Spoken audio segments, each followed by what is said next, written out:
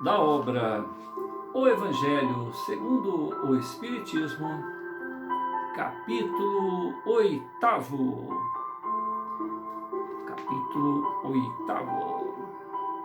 Bem-aventurados aqueles que têm o puro o coração.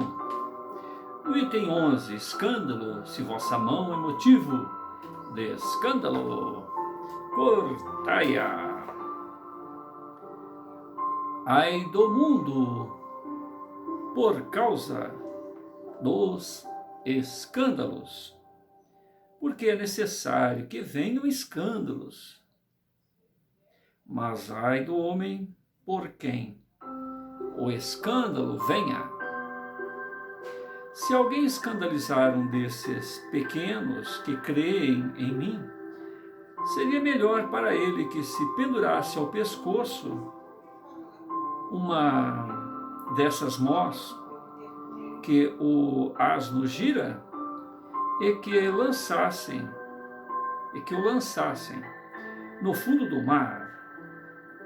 Tende muito cuidado em não escandalizar nenhum desses pequenos.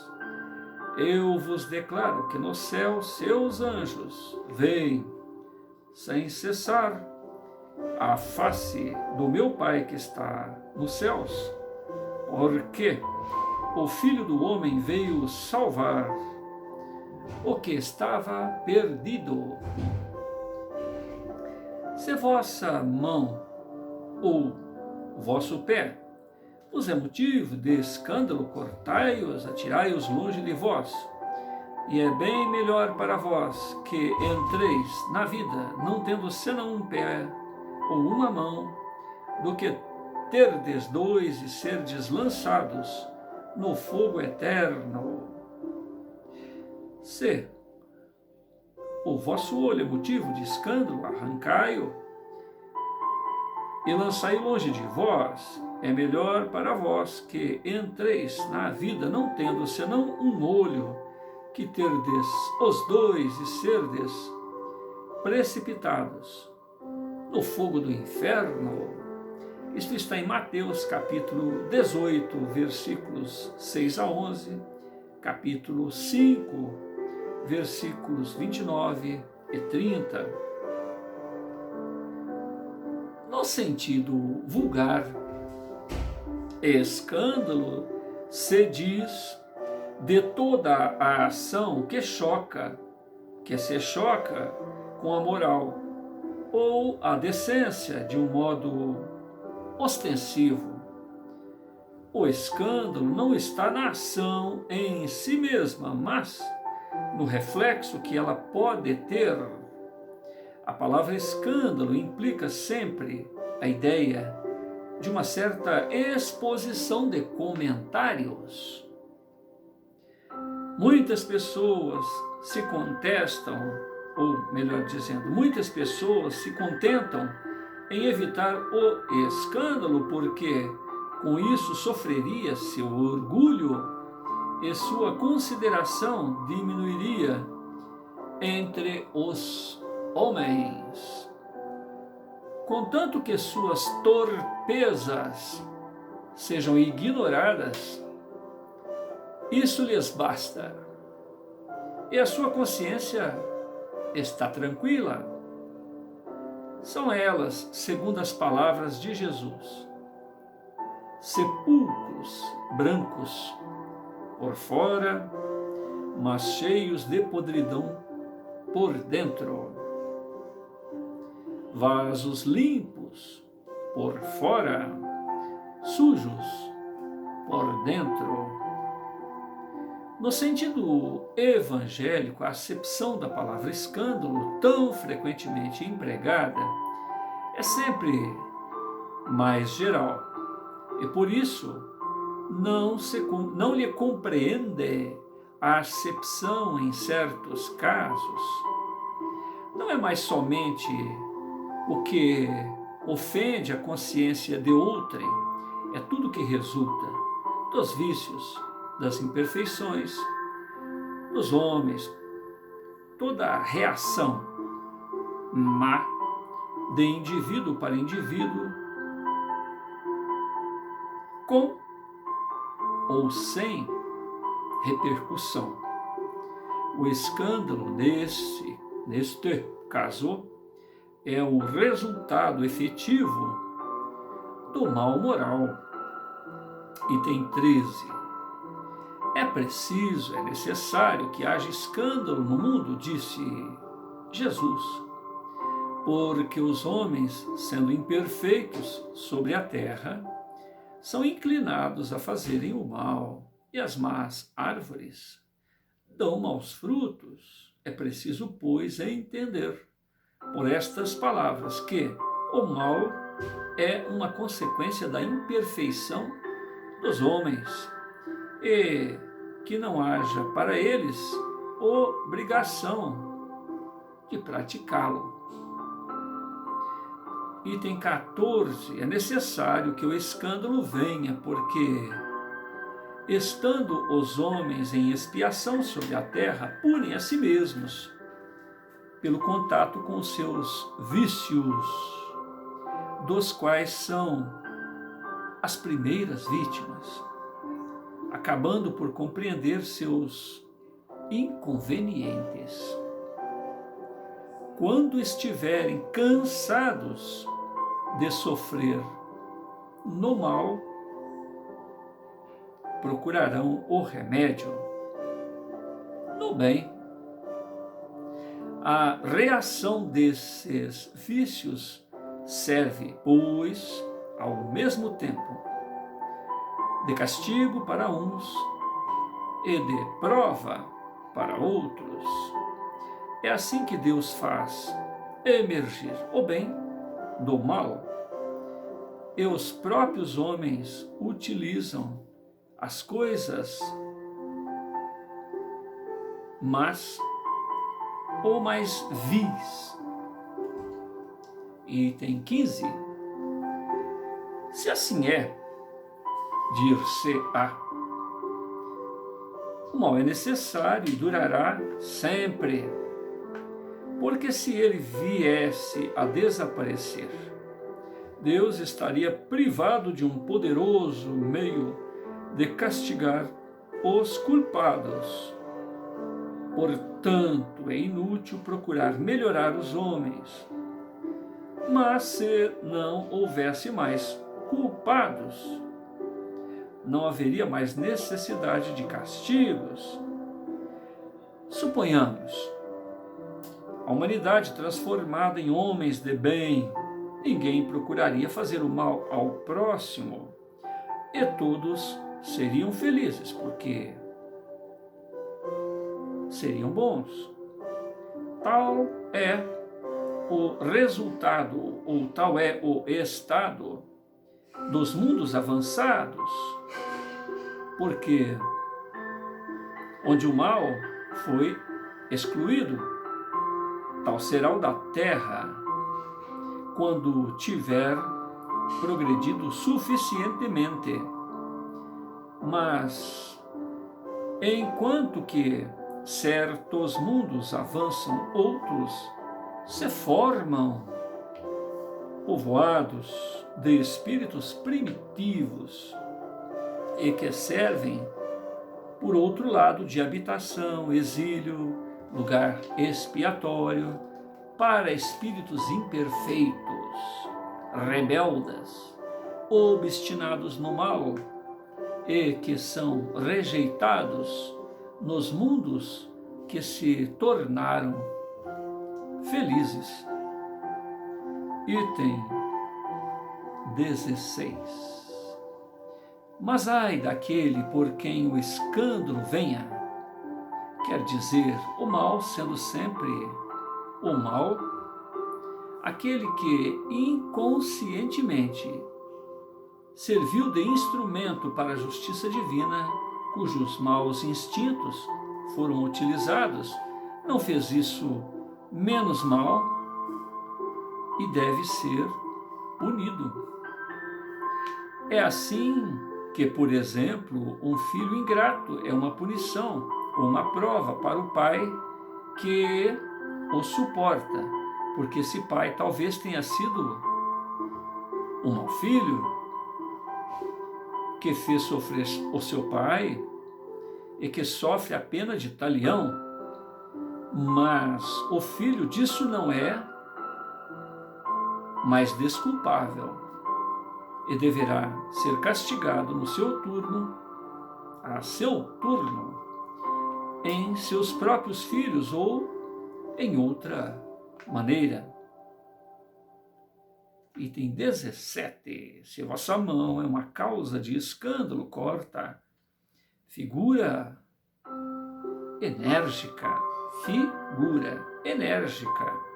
que seria absurdo tomar-se ao pé da letra, e que significa simplesmente que é preciso destruir em si a causa do escândalo, isto é, o mal, extirpar de seu coração todo sentimento impuro e toda fonte viciosa. Tido a mão cortada do que essa mão lhe ter servido de instrumento para uma ação má, estar privado da vista do que seus olhos tiverem dado maus pensamentos. Jesus nada disse de absurdo para todo aquele que apreende o sentido alegórico e profundo de suas palavras, mas muitas vezes não podem ser compreendidas sem a chave que delas dá o Espiritismo. No item 18, próxima leitura, deixai vir a mim as criancinhas. Nós rogamos a Deus que esse momento de reflexão permita que olhemos para dentro de nossa própria realidade e, de coração transparente, de coração desanuviado de qualquer pretexto, justificativa, amenização ou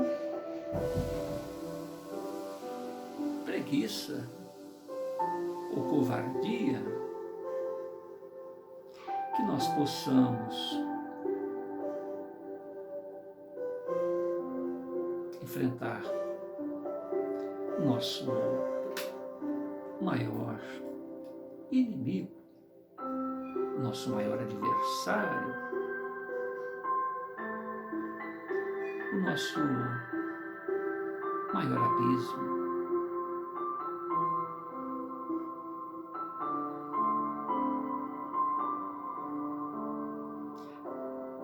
O que tens contra nós,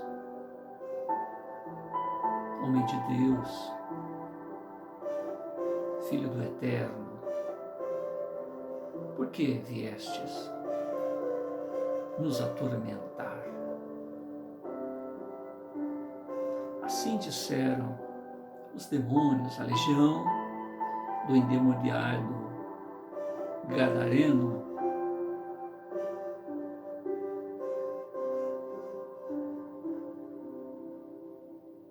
Em nome de meu Pai, afastai-vos dele.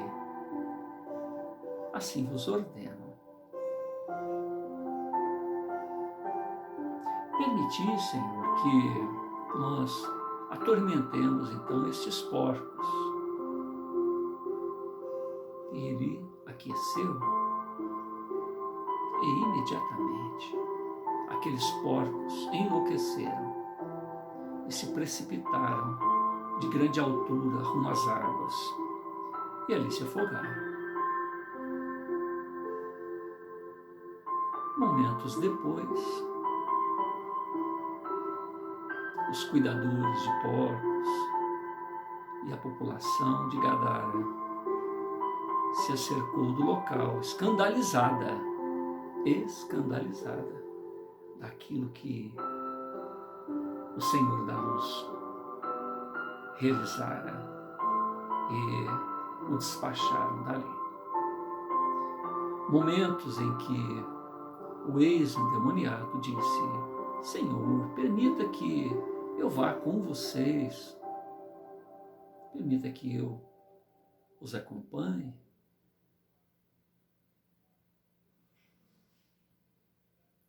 O Senhor disse que era para ele ficar por ali. E como consequência, 2 anos depois, Jesus retorna a Gadara e havia centenas de pessoas comovidas com a história daquele indivíduo que ficava de cemitério em cemitério, nu e louco, agredindo fisicamente todos aqueles com os quais lhe atravessassem o caminho. O escândalo é uma necessidade. Tomara Deus, tomara a nossa aquiescência, que nós nos escandalizemos, olhando para a própria realidade, olhando para o próprio mundo íntimo e espantados, porque é inevitável, porque a gente se julga ser melhor do que realmente é, faz uma imagem de si próprio que não corresponde àquilo que é, onde estagia. Então o escândalo, o espanto,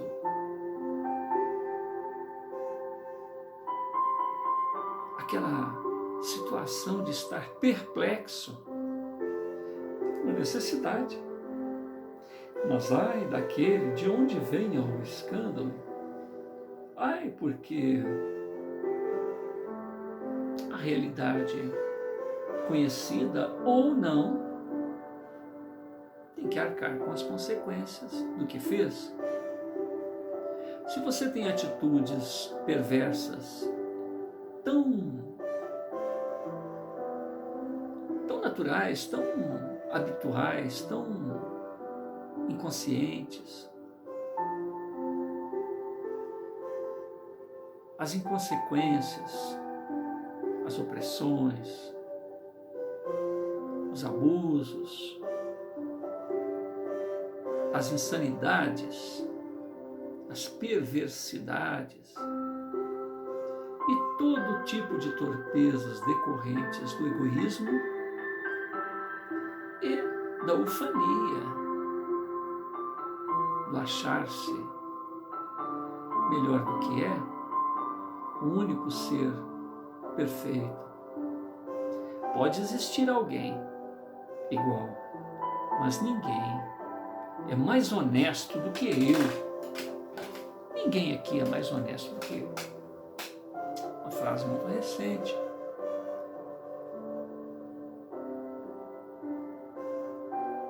Então, independentemente de quem seja o autor desta frase, é a nossa realidade. É o status quo daquele que nunca ouviu a expressão conhece-te a ti mesmo. Nada mais e nada menos que o necessário. Nada mais do que a própria necessidade, do que a própria realidade. E nada menos naquele momento em que nos dispomos a este processo de perscrutar, de olhar, observar, perquirir, escanear o próprio mundo íntimo. Este espelho da alma, essa visão interna, é uma necessidade milenar e é a realidade alcançada por todos aqueles que desejam se tornar filhos da luz, para que a luz que já existe dentro de toda criatura, de todo ser que recebeu o dom da vida, para que esta realidade não seja empanada, anuviada, obscurecida, escondida pelos descuidos, distrações de uma visão imediatista,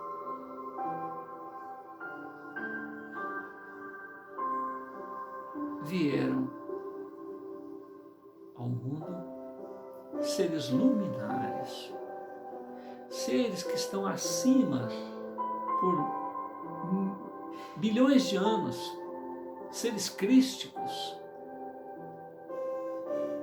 avatares, para nos apresentar a figura do Filho de Deus, do ser cósmico, dos filhos da luz, dos filhos do Senhor da luz. Ouvidos do Verbo cósmico que se fez carne, que ensinou, vivenciou, consolou, experienciou junto com todos nós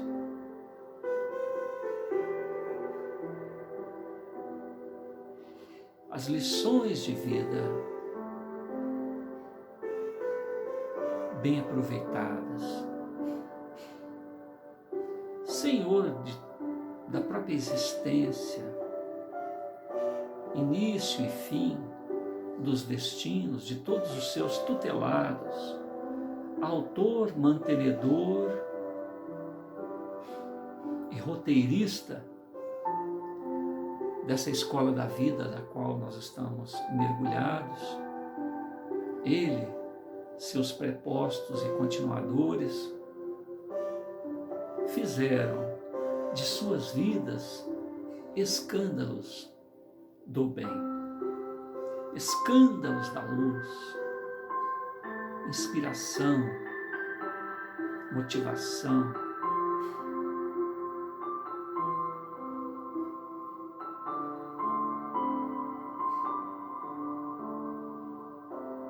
Jesus é a luz de todos nós. Yeshua ben Yosef, Jesus, filho de José, Cristo, o ser cósmico, com bilhões de anos antes dos bilhões de anos que a Terra já tem e que ainda vai ter. Ele, em todos os tempos deste orbe, até a consumação dos séculos, terá as suas palavras registradas em nosso mundo íntimo, marcadas a fogo, porque as suas lições de vida são lições que servem de orientação em qualquer orbe do universo, em qualquer estágio em que nós experienciemos. A profundidade com que ele apresentou seus conceitos e vivenciou seus conceitos está muito longe da gente ter uma aferição. Amai-vos.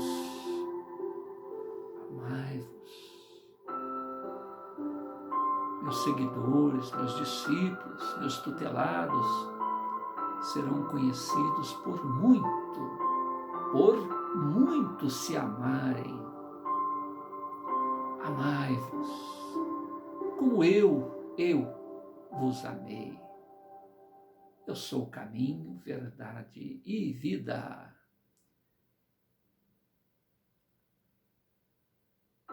Este orbe, o tempo, o espaço irão passar, mas as minhas palavras permanecerão. Elas são espírito e vida, elas são a autoridade que recebi do Pai. São palavras que eu recebi do autor da vida. Se esse Cristo estivesse neste orbe ou em qualquer outro orbe, as palavras seriam as mesmas.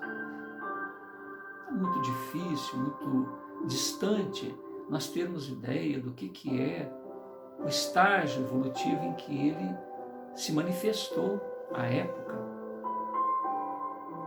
Depois dessa experiência, certamente o seu estágio evolutivo ainda foi mais adiante. Mas a gente não tem ideia. A gente tem informações. Jesus, segundo a obra Lírias Eternas, necessitou de 300 anos para diminuir a sua luz cósmica, para poder caber dentro da estruturação que o corpo humano, dentro de um projeto top, dentro de um projeto máximo, porque ele precisaria ter todas as mediunidades, todos os dons, todos os recursos disponíveis para que ele cumprisse a sua missão. Então o seu corpo era top de linha, mas era um corpo humano.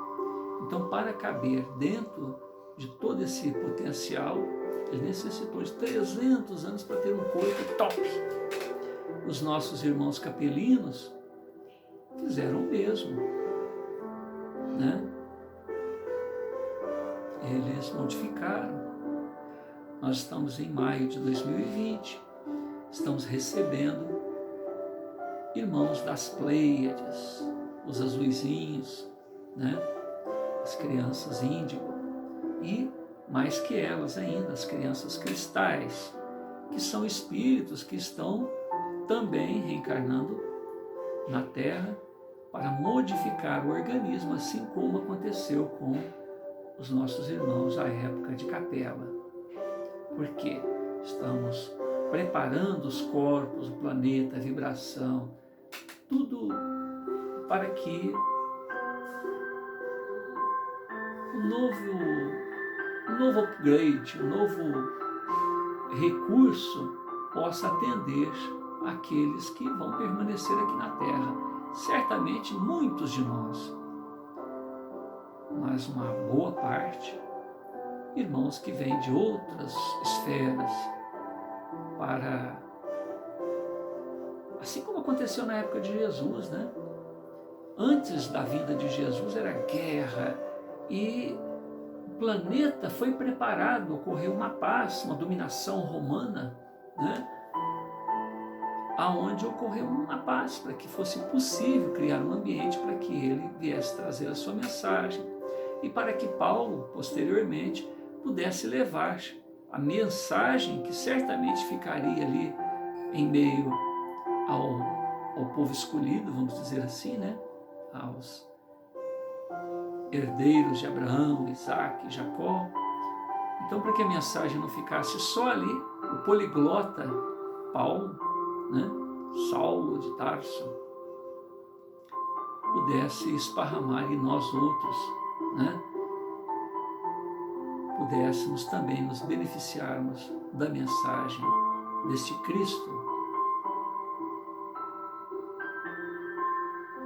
E Jesus continua sendo o mestre da humanidade, pedindo de nós a transparência, que nos escandalizemos com a própria realidade, que nos assustemos, que nos espantemos, que